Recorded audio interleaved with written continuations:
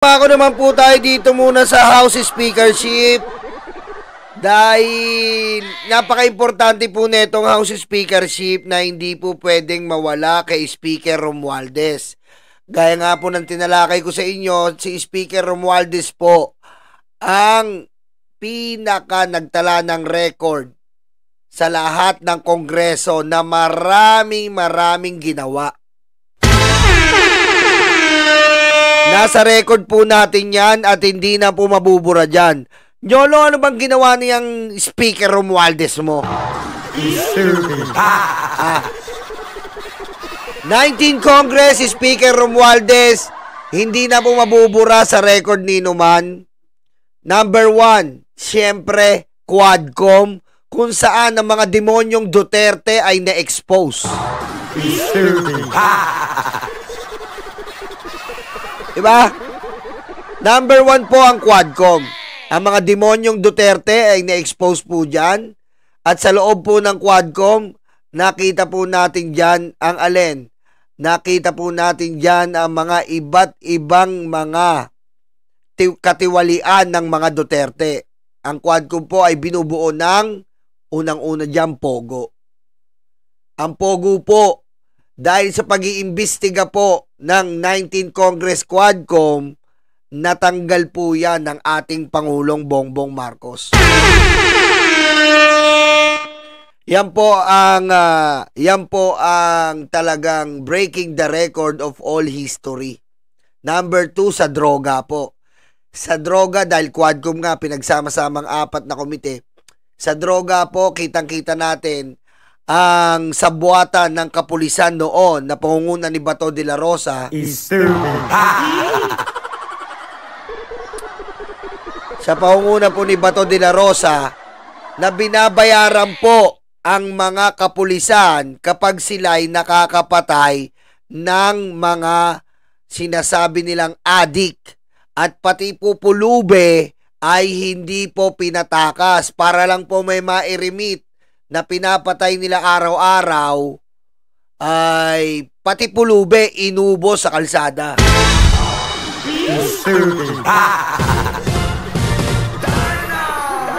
Yan po ang Quadcom. At pangatlo po ay ang Pogo, drugs, at syempre ang ano ba yun? Yung ano ba ito? Nakalimutan ko.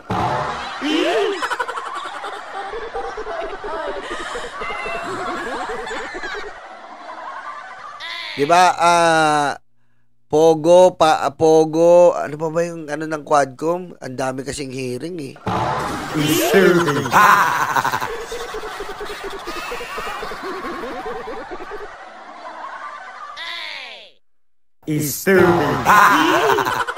Diba? Basta yung Quadcom. Diba? Commission on Human Rights. Ayan ha, Commission on Human Rights kay Abante na pinapaiyak na po ngayon ang mga DDS. DDS! Panalo si Abante! Salamat, pare Kamandag.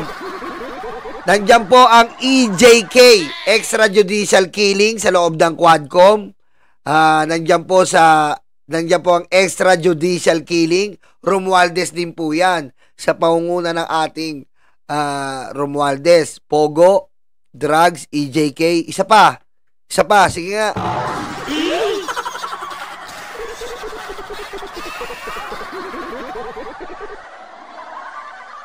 Diba? Sino pa? Hindi, iba yun DepEd COA, iba yan. Good governance yan. Hindi pa, relax lang. Iba yan.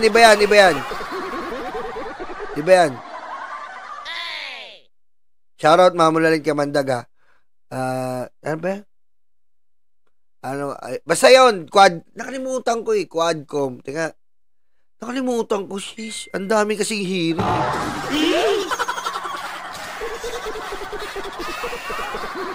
Iyak lang dyan ha. Iyak lang kayo dyan mga DDS. Hindi pa tayo tapos. 7-Eleven na 160. Binibenta na.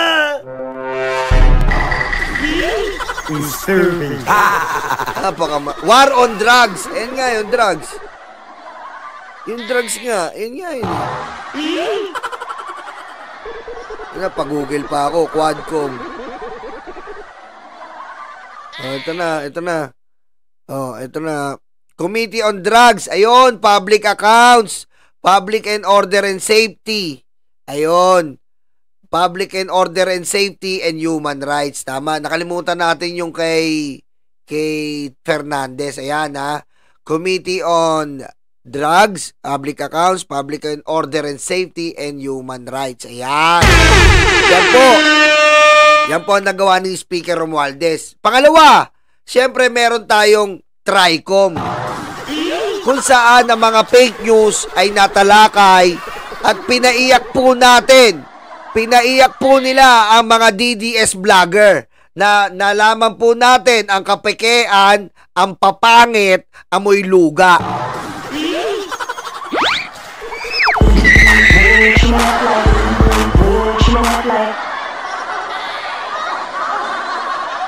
Diba?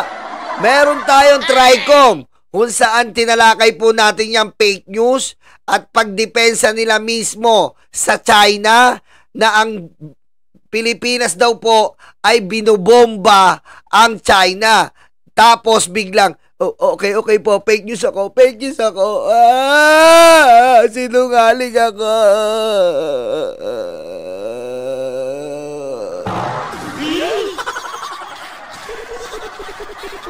Umiyak ang mga DDS vlogger. Tulo ang luga. Martin Romualdez yan, TRICOM. Pangatlo, syempre, ang good governance ni Sara Duterte na converted to bad habit and bad governance.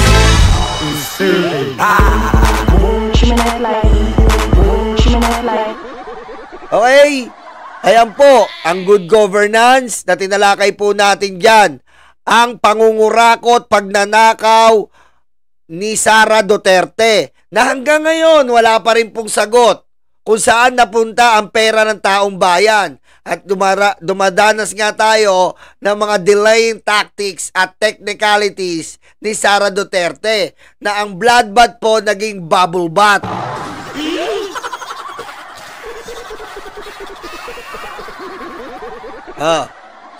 Yan po ang 19th Congress ni Romualdez. Ano pa?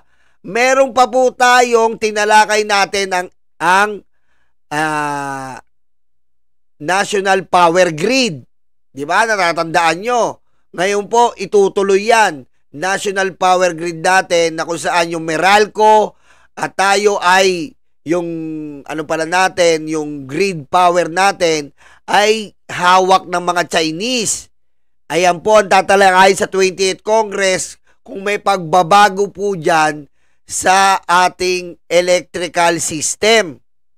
Na kay Romualdez din po yan. Huwag natin kalimutan yun ha. Ano pa, Nyolo? Meron pa tayong murang pagkain hearing. Good governance. Meron pa po yan. Na kung saan ang ating bigas at mga pangunahing bilihin ay tinalakay po at ngayon controlled na ng gobyerno at namomonitor. Martin Romualdez din yan.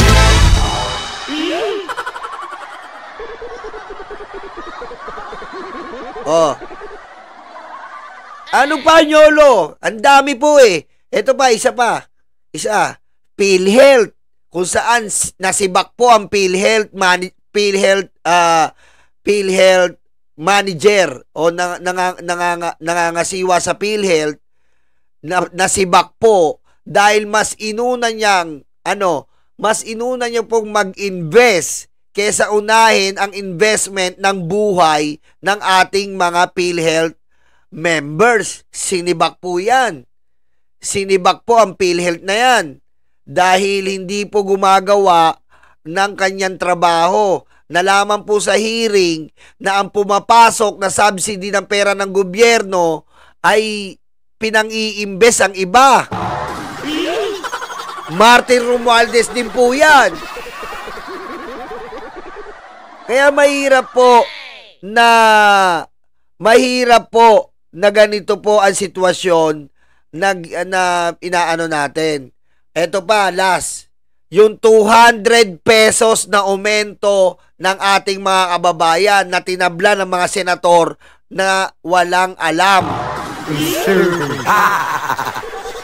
Martin Romualdez din po yan. Ayan po ang gusto ko talakayin sa inyo. Na eto nga po, ang mga House Representative po ay 287 na po ang nakasuporta para sa 20th Congress ng ating Martin Romualdez. Dahil po si Speaker po may napatunayan na. May napatunayan, may mapapatunayan pa. Ngayon, tulakayin natin yung mga kalaban niya. Eto, si Chanco. Si Sir Toby, nakasama natin yan. Pero Sir Toby, hindi ka pa po pwede. Sorry Sir Toby Alam ko kaibigan ka ng Pangulo, pero mahirap po ang obligasyon na pang Senate President, House Speakership. Kasi nga po, yung sa alyansa nga, di ba? Yung sa alyansa nga, kitang-kita naman natin na hindi tayo naging matagumpay dahil nga ayaw man natin aminin at hindi, nandun tayo sa pagkukulang. Di ba? Sorry po, Sir Toby Chanco. At napapabalita na kayo ay talagang binidiga ng mga DDS. Ang mga DDS po ay gumagawa ng paraan para si Toby Chanco po ang ipambala nila. Never! Never! Sumunod tayo dito. Ito si Duke Prasco. Ayan Duke Prasco. Ayan, Duke Prasco. Ang dating binigyan ng posisyon ni Speaker, pero bumaligtad. Diba? Ngayon, Congressman Prasco, sorry po, alam mo mga Prasco, ewan ko kung kamag-anak, alam ko kamag-anak nyo yung DOT, Department of Tourism Sorry Sir Prasco, ang loyalty kasi, ang loyalty dapat hindi na sa iyan hindi na alis sa'yo. Yun ang importante Pinagkatiwalaan ka ng speaker dahil sa pansariling kapakanan na iniisip mo, bumaligtad ka. Although nire-respeto ko kayo, nire-respeto ko yung sinasabi nyo na gusto nyo lang walang problema, pero di ba asawa niya yung DOT, di ba? Ayan Pakisabi naman po sa DOT, galaw-galaw tayo, maglagay naman tayo ng wow, Pinas. Mga ganun man ng logo, DOT. Wow. Mga ganun man lang, DOT. Okay, hindi pwedeng pakupad-kupad ngayon. Tapos yung asawa nyo, kukuha pa ng speaker. Napakahirap ng speaker, kailangan buo loob mo dyan. Nakita mo si Romualdez, binangga lahat. Duterte, kumpanya, binanggay.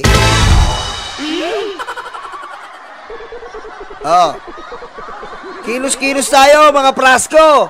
Department of Tourism. Lagyan naman natin ng wow na wow Pinas. Wala Wala. Lagyan naman natin. Ano ba yan? Kay Mama Lalay, salamat. Thank you. Mag-like kayo. Mag-like kayo. Tapusin na natin to. Bye-bye.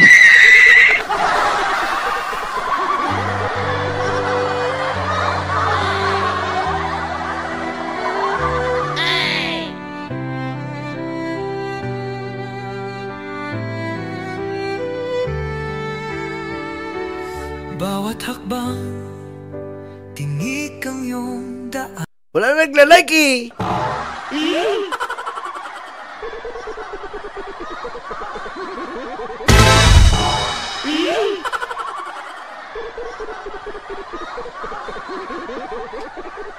Putik, July 1 na eh. July 1 na, kumilos na kayo.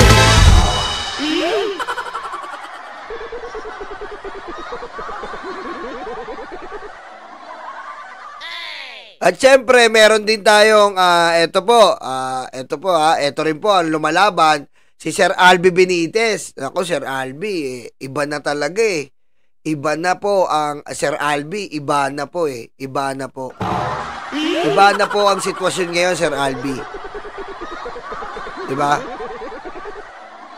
Masyadong kailangan po medyo matindi-tinding experience kasi iba na ang sitwasyon ngayon. Diba? Kailangan sa 20th Congress, diba? Sa 20th Congress, iba na ang ating mga gagawin. Diba? Ewan ko lang, pero mahirapan kayo kasi iba na ang patakaran eh.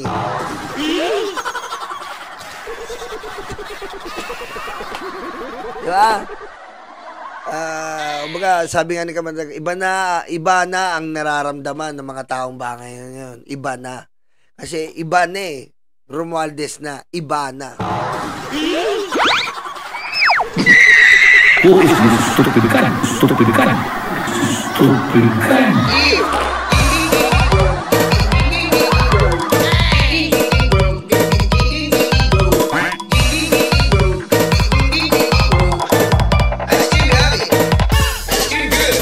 Hindi po siya naliligo.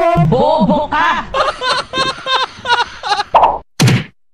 At eto nga po, pinagmumura ni Digong si Hanilet.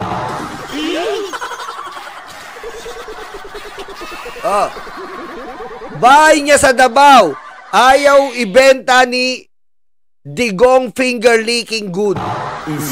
Yan sinasabi ko sa inyo eh. Ayaw nyo maniwala sa akin. Sabi ko sa inyo, hindi po drama yung nangyari. Ayaw nyo maniwala. Ano sabi ko? Naghihiganti si Hanilet. Dahil, ano ba yung nakita ni Hanilet? Ito, pakita ko sa inyo ha. Ito, pwede ko nang ipakita. Ayaw nyo kasi maniwala eh. Nagalit po si Hanilet.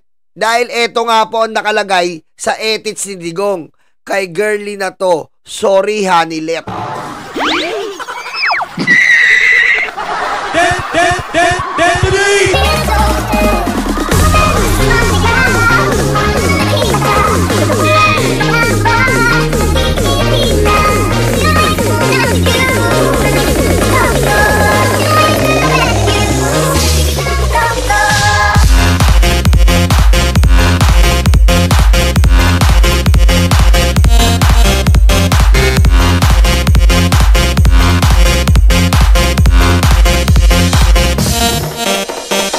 Ayan po ang sumambulat. Diba? Sinasabi ko sa inyo nung una, talagang ibibenta ni Hanilet yan. Bakit niya ibibenta? Para po mapatunayan niya na Digong, wala ka sa labas, ako ang makapangyarihan. Dahil nga po nalaman niya yung edits ni Digong ay iba na ang nararamdaman.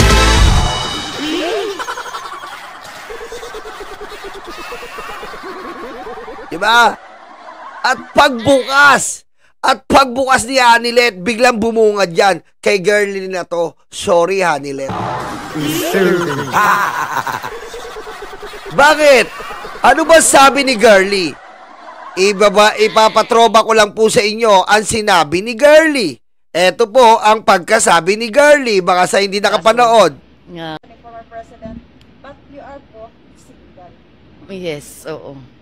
Single ko, single si presidente. So, Walay kabit na issue. walay kabit na issue. Ayan po, sabi ni girly, single siya, single ako. Iyutan na!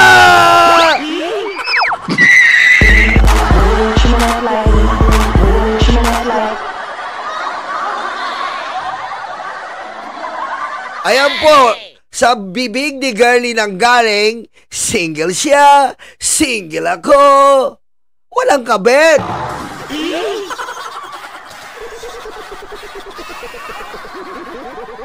At hindi po ito natanggap ni Anilet.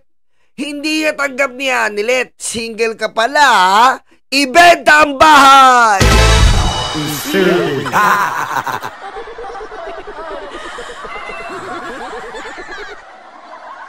Diba? Pero actually, madami pong pera ang mga Duterte. Gusto niya lang ibenta ang bahay para saan? Para po ipakita ang paghihiganti niya. Nagets niyo po ba? Siyempre, paano siya makakahiganti sa mga Duterte? Gaganti siya sa pamamagitan ng sentimental value. Yan ang sinasabi ko sa inyo eh. Ayaw nyo magpaniwala sa akin. Yan ang sinasabi ko sa inyo. Ayaw nyo magpaniwala sa akin. Hindi po drama yon, paghihiganti ni Hanilet. Kasi nga, wala ang pag-ibig ni Digong. Naubos. Dumating pa si Alputera, si Jazz. Dumating pa doon si Girlie. Nag-throwback ang memory. How happy you make me, oh Girlie. Ang kunis ng kutis parati. Mas mahal na kita, oh Girlie. Si Hanilet mukhang tita parati. Kahit nakasman mukhang galing.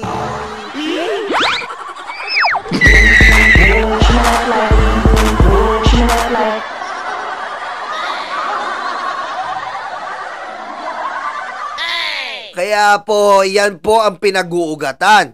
Ang sabi nga po ni Digong, ayaw niyang ibenta. Dahil nga po, hindi mo bibenta ni Digong yan. Di ba? Hindi mo bibenta ni Digong yan. Ang daming nabudol diyang hype na bahay na yan eh.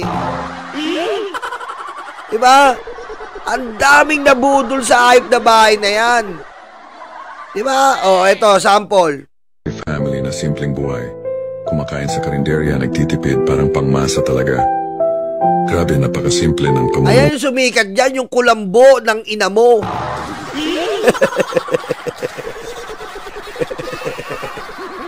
Yan ang sumikat dyan, yung kulambo ng ina mo.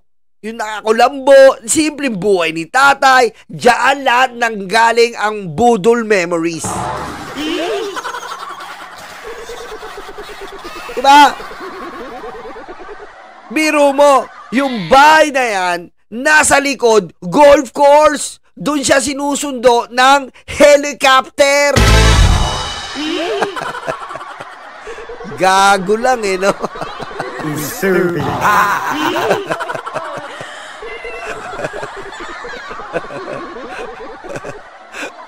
Kumbaga parang computer, Intel. Bulok inside, bongga outside.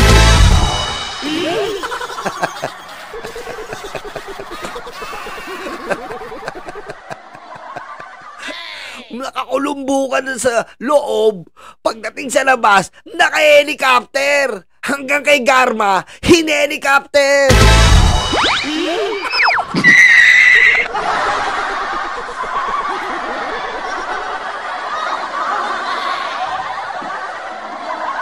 Partida pa po to, Hanilet. Hindi pa nagsasalita si Garma, ang may-ari ng tambyolo ni Digong.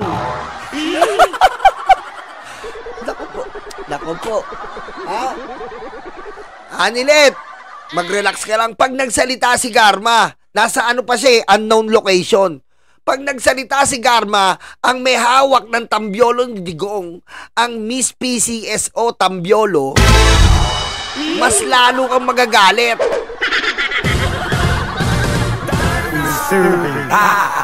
Di ba? Wala pa si Garma. Biglang susulpot na lang yan.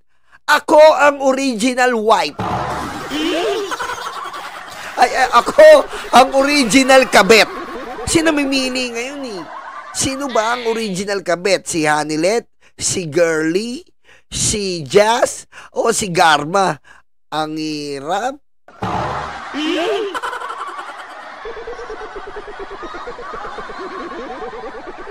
Buhay ng mga Duterte. Pero teka, alam niyo bang si Omar Duterte, anak ni Paulo Duterte, ay may-ari ng 160 branches ng 7-Eleven sa Ayan na nga po, 160 branches ni Omar na 7-Eleven. Magkano ba ang isang branches ng 7-Eleven? 5 to 10 million lang naman.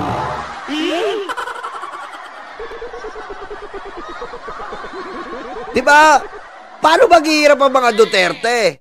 Ibibenta muna ang mga 7-Eleven at gagawin yan Uncle John's bago maghirap. Diba? Jason Reyes, pare. Mas bagay dyan, par, yung nasa posporo na may maliit na salamin.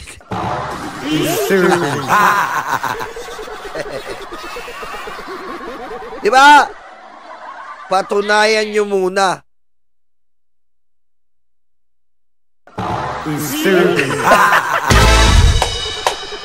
Hanggang ngayon, dami talagang bobo eh, no? Ang daming bobo. Patunayan nyo muna. Tanga ka ba?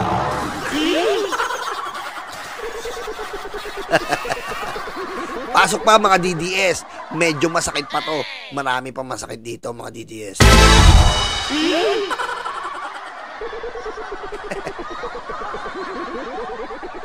$167.11.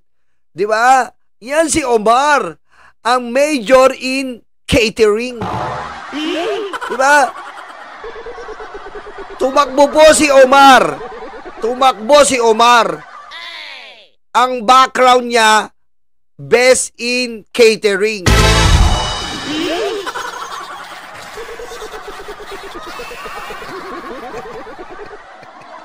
Davao? Yes, 167-11 stores. Oo.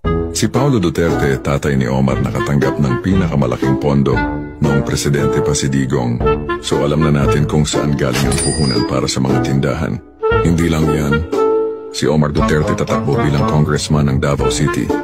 At may kontrobersya pa, hiniwalayan ng asawa dahil sa pananakit niya na nigaw ng staff sa SNR. Yan ang si Omar. O, baka sabihin, patunayan na naman muna.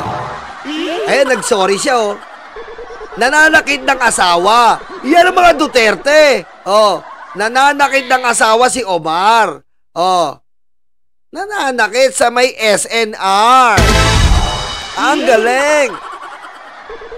Sir Ronwelo, thank you. At marami pang iba. Simpleng pamumuhay o simpleng pagnanakaw ng kaban ng bayan o nakita nyo na ang mga litra.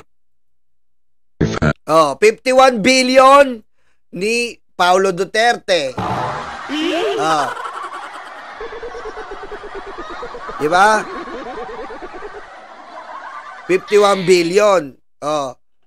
So, ayan po ang sinasabi natin. Yung sinabi ko nga po sa inyo, pagigantihan ni Hanilet.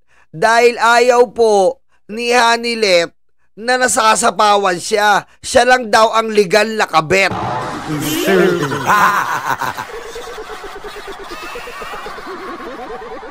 Kaya mabalik tayo dito, hindi po talaga, ang tawag dito, sandali lang ha. Sandali lang po ha. May kukunin lang ako. Yan. Ang sabi po ni Pulong, saglit lang po ha, i-retrieve ko lang yung mga research ko. Ang sabi po ni Pulong ay, andali lang. Dahil pinipindot. Ito po ha, ang sabi ni Pulong ay sandali lang po ha.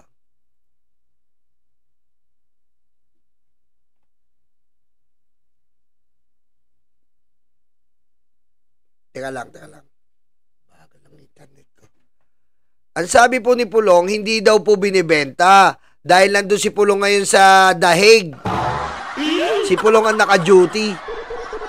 Si Pulong po ang naka-duty. Sabi ni Pulong, ha? Bakit ibibenta? Sabi ni Pulong, bakit ibibenta? PFRRD hindi umano payag na ibenta ni Hanilet ang una niyang biniling bahay. Hindi po ibebenta yan kasi ano yan budol spot. Kung ang gobyerno po, mayroon po tayong kinikilalang tourist spot. Ayan pong bahay na yan, ang budol spot.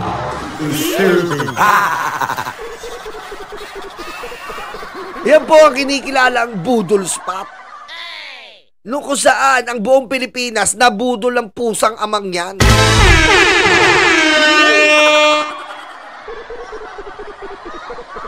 Kaya sabi ko nga po sa inyo, si Anilet po, nagdidesisyon siya mag-isa para makaganti siya. Tamo tahimik ngayon si Chong Kitty. Diba? Pero sa totoong buhay, nanggigigil yan. Dahil yung nanay niya, si Anilet, nagsasalitang mag-isa. Ano sinasabi? Single siya. Single ko. Wala kabit. Mama, ano ba yan? Mama! Iti, single siya, single ko, wala kabit. Mama, pader yan, ma! Pader yan kausap mo! Iti, single siya, single ko, wala kabit. Ah!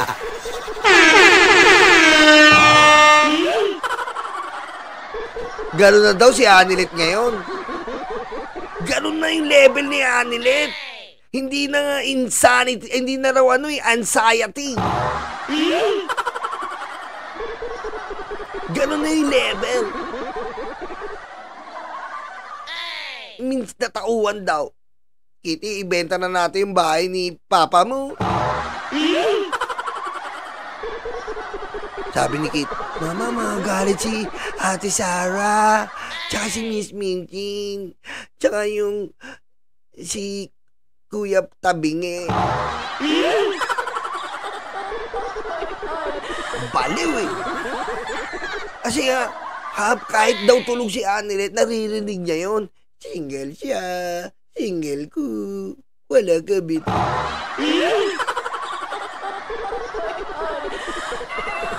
Kita. Ngayon, binenta ni Anilet para po mapakita sa mga Duterte, Sara, Baste, Tabingi ang ngala-ngala, iyot man, ni Pulong, mapakita sa kanila na, sige, kampiyan nyo pa yung mga kabit. Di ba, pumunta yung si Girlie doon? Pumunta si Girlie, pumunta si Jazz. Puta, close na close pa sila ng mga kapatid. Diba?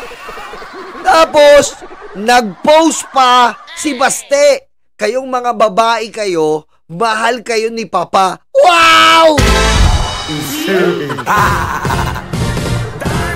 Diba? Nakapansin niyo yun? Pagkatapos mag-post ni Baste, kayong mga babae kayo, mahal kayo lahat ni Papa. Hindi natanggap ni Anilet. Single siya. Single ko. Wala kabit.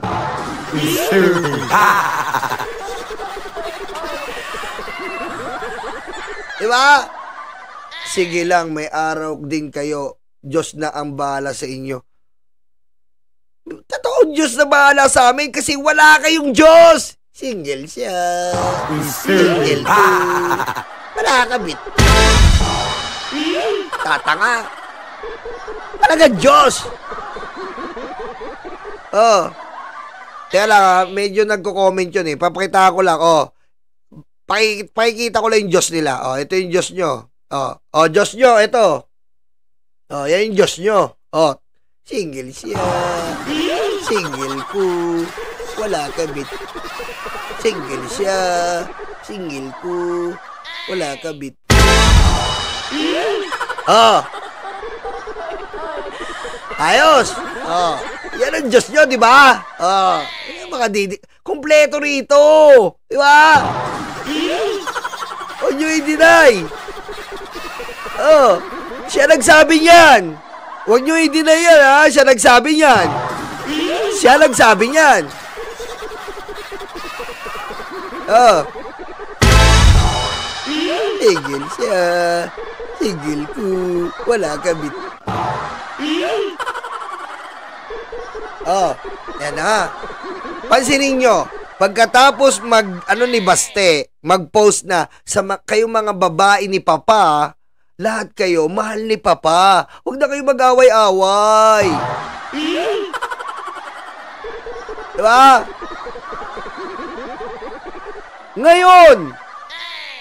Ngayon po, nung pagka-post niyan, bigla pong may matinding naganap.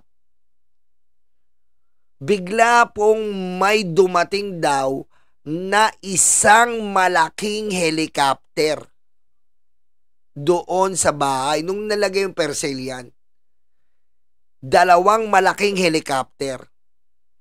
Ang dalawa doon ay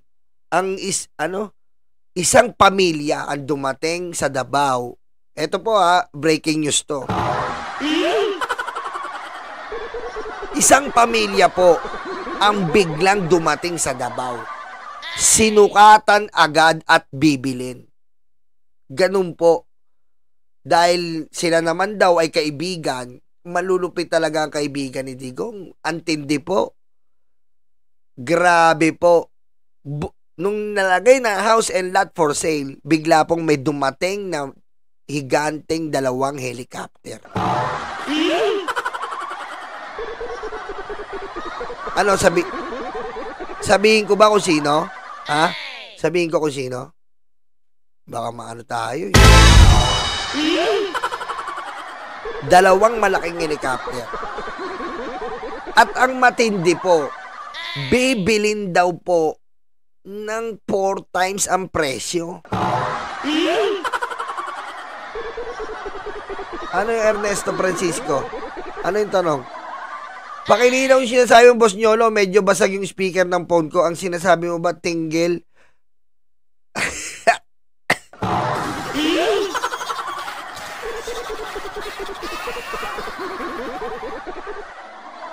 Ano yun? Tinggil niya, tinggil ko, kami kabit.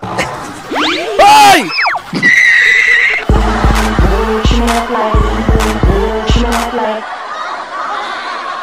Oh, teko. Nahihilo lang ako sa mga research ko, pinapahilo mo ako eh. Tinggil niya, tinggil ko, kami kabit.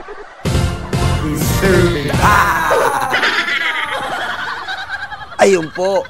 Dito muna tayo. Ano, sabihin ko na kung sino? Ha? Ayan, eto na.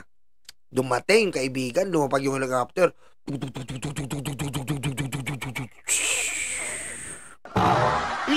Ganun! High-tech eh! Diba? Ganun yung helicopter nila, high-tech eh. High-tech. Hindi katulad ng ordinary. Pag ordinary,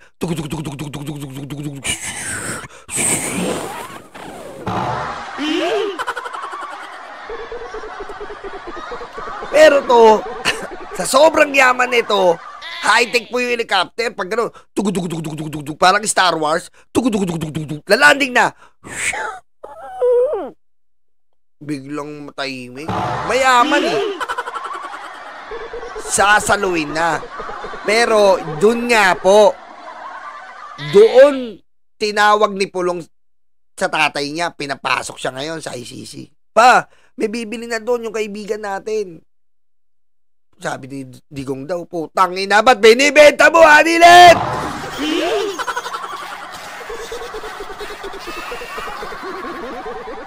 Ba't binibenta mo?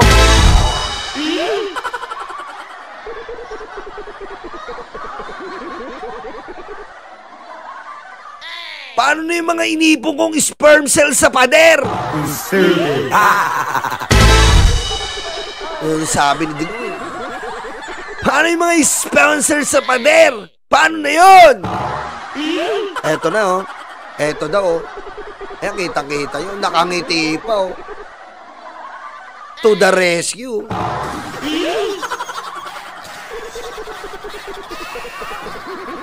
Nirondahan daw po kaagad ng mga bilyar. Sinukatan daw ng diversion road.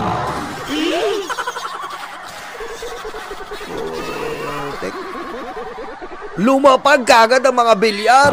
Sinukatan daw po. Dito, Camille. Dito, Camille.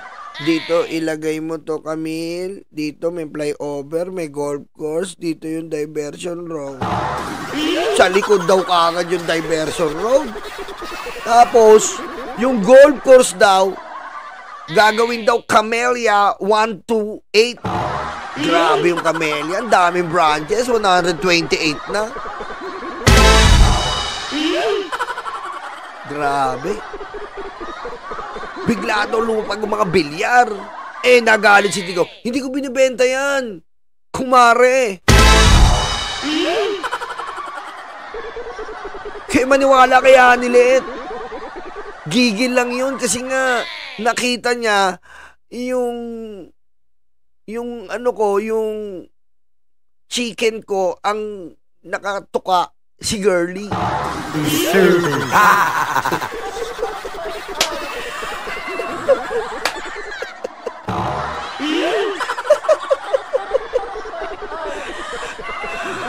Ay nako.